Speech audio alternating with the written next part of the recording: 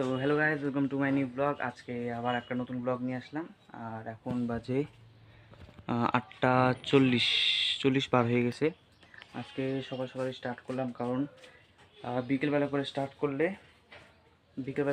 করলে সারাদিন কী করি পুরোটা দেখাতে পাই না।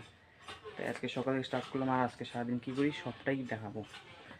আর এখন মাত্র 8:30 পার হলো এখন।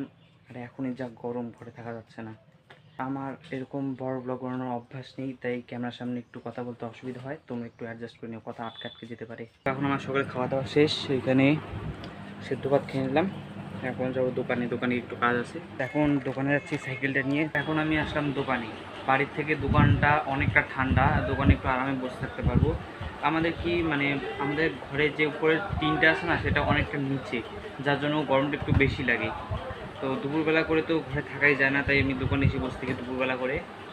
আর রাত্রিবেলাও একটু বেশি গরম লাগে। তবু আমি জাস্ট এখনই দোকানে বসেছিলাম। দোকানে বসে আমার চোখ পড়লো সামনে একটা জিনিসে। তো ওই দেখো সামনে কি উঠলো, এক সেকেন্ড একটু জুম করি। এই দেখো সামনে একটা আম গাছ আছে, আম গাছে কতগুলো আম। তো এই আম গাছে প্রত্যেকবারই অনেক আম ধরে, এবার একটু কমই ধরেছে। তো প্রত্যেকবারই ভাবি যে এবার পেরে একটু আম মাখা করে খাবো, কিন্তু কোনোবার হয় না। আজকে দেখলাম আমগুলো আর একটু বড় হোক, তারপরে দেখি মেখে একদিন খাবো। হাঁটতে হাঁটতে এখানে চলে আসলাম। এটা হলো আমাদের এখানকার সবজি বাজার, মানে এখানে সবজির হাট হয়। দোকানে অনেকক্ষণ থেকে বসে আছি, কিন্তু এখন আর ভালো লাগছে না, কারণ বাজারটা পুরো ফাঁকা, গাড়ি ঘোড়া নেই, দোকানও সব বন্ধ হয়ে গেছে। এই যে ফাঁকা দেখতে পাচ্ছ সব।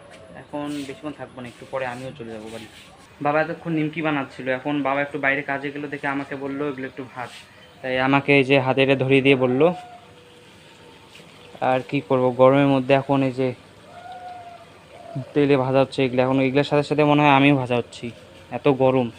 এখন আকাশটা একটু মেঘলা মেঘলা করলো। সারাদিন একটু মানে সকালবেলা ভালোই রোদ ছিল, এখন একটু মেঘলা আকাশ হলো, মনে হয় বৃষ্টি আসবে।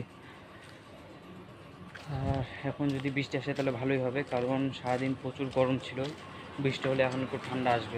তারপর বাড়িতে গিয়ে স্নান করে খাওয়া দাওয়া করে নিলাম। আর রান্না করেছিল আজকে ডাল, করলা ভাজা ছিল, একটা ভাজা ছিল, লেবু, আর ছিল পাঁপড় ভাজা। এই কটাই।